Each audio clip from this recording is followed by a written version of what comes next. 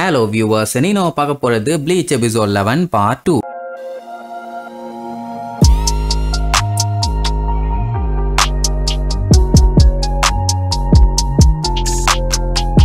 Open பண்ணா போன பாட்டுல அந்த இஷிடாங்கிறவன் நம்ம பயல ஹெவியாவே கடுப்பேத்தி விட்டுட்டான். அதனால ஒலம்பிக்கிட்டே வருவான். சோல் ரீப்பரோட பேசிக் கூட தெரியல, நீ எல்லாம் ஒரு சோல் ரீப்பர் அப்படின்னு அவன் சொன்னது மைண்டுக்குள்ள ஓடிக்கிட்டே இருக்கும். அப்பதான் ஃபர்ஸ்ட் டைமே மீட் பண்ணிருக்காங்க. எதுக்காக அவன் இவ்வளவு கேவலமா இன்சல்ட் பண்ணணும்? அடுத்த டைம் மட்டும் அவன் என் கையில மாட்டட்டும், கொய்யால நசுக்குன்னு நசுக்கி தூக்கி எரிஞ்சிடுறேன். ஆமா, அவனோட பேரு ஏதோ ஒன்னு சொன்னானே, ஏதோ இஷிடான்னு வருமே, இந்த பேரெல்லாம் ஒன்னும் அவ்வளவு பெரிய பல்பு பேர் இல்ல அப்படின்னு சொல்லிட்டு இருக்கும்போது ஒருகிமே கேட்டுட்டு, என்னடா உரியு இஷிடாவை பத்தி பேசிட்டு இருக்கியான்னு கேட்பான். ஆமா அவனே தான், பரவாயில்லையே உனக்கு நிறைய பேர்த்த பத்தி தெரிஞ்சிருக்கேன்னு பாராட்டுவான். வேற ஒண்ணும் இல்ல, இஷிடாவும் இவளும் ஹேண்டிகிராஃப்ட்ஸ் கிளப்ல இருக்காங்க, அதனால அவன் பேரு எனக்கு தெரியணும்னு. எது ஹேண்டிகிராஃப்ட் கிளப்பாமா? அவனை வான்னு கூட்டு போய் கிளாஸ்ல இருக்க அவனை காமிப்பான். பாத்தீங்கன்னா பையன் பதுமானமா உட்காந்து படிச்சுட்டு இருப்பான். இவன் ஹேண்டிகிராஃப்ட்ஸ் கிளப்ல இருக்கானா, நம்பவே முடியலம்பா. அந்த டைம் ஒருத்தி வந்து என் பொம்மை பிஞ்சு போச்சு, இதை சரி பண்ணி கொடுன்னு சொல்லுவான். என்னதான் பண்றான்னு பாப்போன்னு ஆர்வமா பார்த்துட்டு இருப்பாங்க. அவன் என்ன பண்ணுவான், அந்த பொம்மையை அப்படி மேல தூக்கி போட்டுட்டு அது கீழே விழுகிற அந்த ஒரு 2 செகண்டுக்குள்ள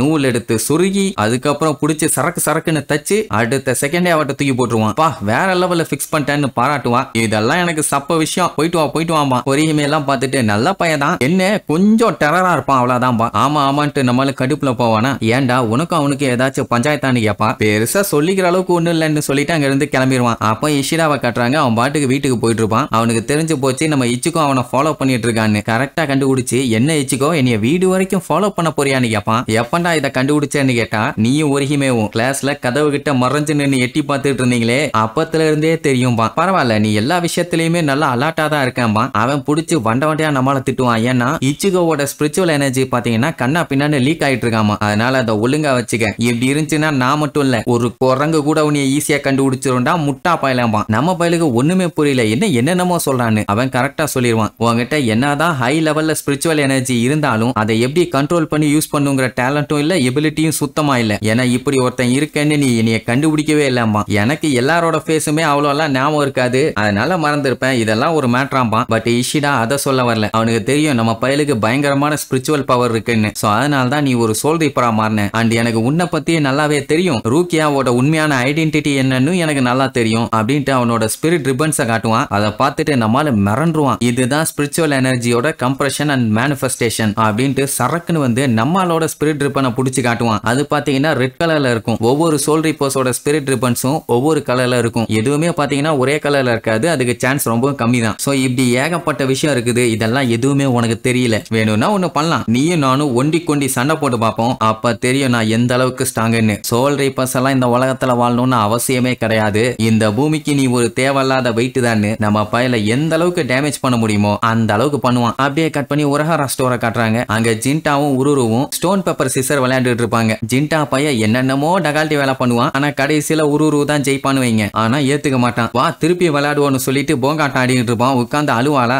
அந்த டைம் மீசக்காரன் டெசாய் வந்து அவனை புடிச்சு ஒரே தூக்கு, என்னடா லந்து பண்ணிட்டே இருக்கேன்னு புடிச்சுட்டுவான். அப்ப ரூக்கியா ஏதோ ஹீரோயின் மாதிரி வந்து ஓங்கி அவன் பட்டெக்ஸ்லயே ஒரு மிதிப்பான். அவன் பயங்கர ஸ்ட்ராங்கா இருந்திருக்கான் போல, காலை புடிச்சு தேய்னு தேய்ச்சிட்டு இருப்பான். ஐயோ என்னத்த திம்பான்னு தெரியலையே, என்ன ஹெவியா இருக்கான் பரதேசி பையன். டெசாய்க்கு இவ அடிச்சான்னு கூட தெரியல. அப்ப பாருங்க எந்த அளவுக்கு ஸ்ட்ராங்கா இருந்திருக்கான்னு. என்ன ரூக்கியா என்ன இந்த பக்கம் வா, கிசுக்கேவ பார்க்க வந்தா விருமாட்டி மூக்கான உடனே உள்ள போன்னு அனுப்பி விடுவானா. போன உடனே வாங்க Rukhiya, what can I do for you பா. மூஞ்சிலேயே ஒரு அடி. ஏடு வட்டம் மொல்ல மாதிரி பையல எத்தனை டைம்டா கால் பண்றது, ஒரு கால் கூட ஆன்சர் பண்ணல. உடனே நீ மன்னிச்சிருமா, கொஞ்சம் பிஸியா இருந்துட்டேன். What is the மேட்டருமா. ஜின்டா பாத்தீங்கன்னா ஃபேண்டாவை தலையில ஊத்துற மாதிரி ஒருத்தவங்க கூட வருவானே, அவன் வரலையான்னு சுத்தி முத்தி பார்த்துட்டு, எனக்கு அவனை கண்டாலே சுத்தமா பிடிக்கல, அவன் உங்களை விட்டு தள்ளி இருக்கதான் அவனுக்கு நல்லது அப்படின்ட்டு அவன் ஒரு சைடு அவன் பாட்டுக்கு பேசிட்டு இருப்பான். ரூக்கியா அதெல்லாம் கண்டுக்காம கிசுகே கிட்ட நான் முக்கியமான விஷயத்த பேசணும்பா. அதே நேரம் இங்க ஒண்டி சண்டைக்கு கூப்பிட்டான்ல, அதை கேட்டுட்டு நம்மளால வெறித்தனமா சண்டைக்கு போவான்னு பார்த்தா, நான் எதுக்குடா உங்ககிட்ட லூசுத்தனமா இந்த மாதிரி எல்லாம் பண்ணணும், உனக்கும் சோல் ரீப்பர்ஸ்க்கும் அப்படி என்ன பஞ்சாயத்துன்னு எனக்கு தெரியாது, சொல்ல போனா உனக்கும் எனக்குமே ஒரு வெங்காயமும் கிடையாது, நீ யாருன்னே எனக்கு தெரியாது, நான் எதுக்கு தேவையில்லாம உன் கூட சண்டை பண்ணுமா,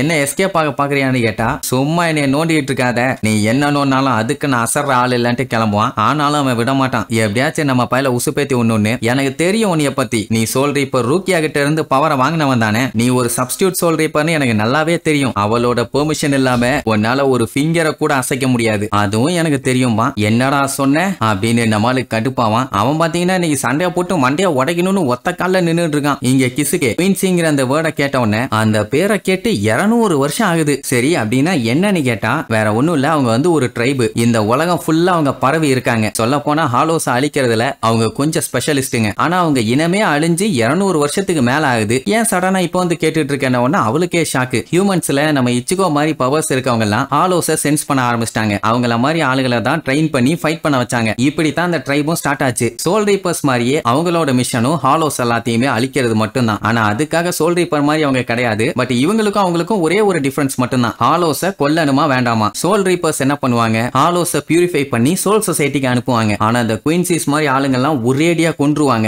ஏன் அப்படின்னு பாத்தீங்கன்னா அவங்களோட பாயிண்ட் ஆஃப் வியூல அந்த ஹாலோஸ் எல்லாம் என்ன பண்ணுதுங்க, மக்களை கொண்டு அவங்க சோல்ஸை சாப்பிடுதுங்க. சோ இந்த மாதிரி அவங்க ஃபேமிலி ஃப்ரெண்ட்ஸ் எல்லாத்தையுமே கொல்ற அந்த ஹாலோஸை எதுக்கு பியூரிஃபை பண்ணி சோல் சொசைட்டிக்கு அனுப்பணும், அது வேண்டாத வேலை தானே. அதனால்தான் அதெல்லாம் அவங்க பண்றதுல ஒரேடியா அதை காலி பண்ணிடுவாங்க. அவங்க சண்டை போடுறது அவங்களோட காம்ரேட்ஸ்களுக்காக பழிவாங்க தான். சோ இதனால்தான் இஷிடா பாத்தீங்கன்னா ஹாலோஸ் வந்தோடனே அதை கொன்றுவானே தவிர அட்டாக் பண்ணி அதுக்கப்புறம் அதுகளை சோல் சொசைட்டிக்கெல்லாம் அனுப்பிட்டு இருக்க மாட்டான். ஏன்னா அவன் சோல் ரீப்பரே கிடையாது, அவன் ஒரு குயின்சி. ஆக்சுவலா இப்படி ஒரு பிலீஃப் அவங்களுக்கு இருந்ததுனால தான் அவங்க மொத்தமா அழிக்கப்பட்டாங்க. அதே நேரம் இங்க இச்சிகோ பாத்தீங்கன்னா நல்லா வெறுப்பேத்தி விட்டுட்டான். அதனால அவன் சண்டைக்கு ரெடின்னு சொல்லிட்டு நம்ம கோனை வெளியில எடுப்பானா, அவன் கத்திட்டு இருப்பான். டே லூசு பையல, நீ நம்ம சிஸ்டர் என்ன ஆர்டர் போட்டாங்களோ அதான் ரூக்கியா, அதை தாண்டா ஒபே பண்ணணும். லூசு மாதிரி ஓ இஷ்டத்துக்கு எதுவும் பண்ணாத, ஏதாச்சும் பிரச்சனை ஆக போகுது. அது மட்டும் இல்லாம என்னைய இப்படி ஒரு பேகுக்குள்ள அடைச்சு வச்சிருக்கில்ல அப்படின்னு உடனே நம்ம மறுபடியும் இப்ப சுவிட்ச் ஆக போறோம், நீ ஏன் பாடிக்குள்ள வா அப்படின்னு உடனே கோன் பாத்தீங்கன்னா பதறுவான். மறுபடியும் முதல்ல இருந்தான்னு ஆமாடா அப்படின்ட்டு வாய்க்குள்ள கைய விட்டு கிண்டி அந்த பில் எடுத்து வாயில போடுவான். அவ்வளவுதான், பயலோட சோல் வெளியில வந்து சோல் ரீப்பர் ஆயிட்டான். கானு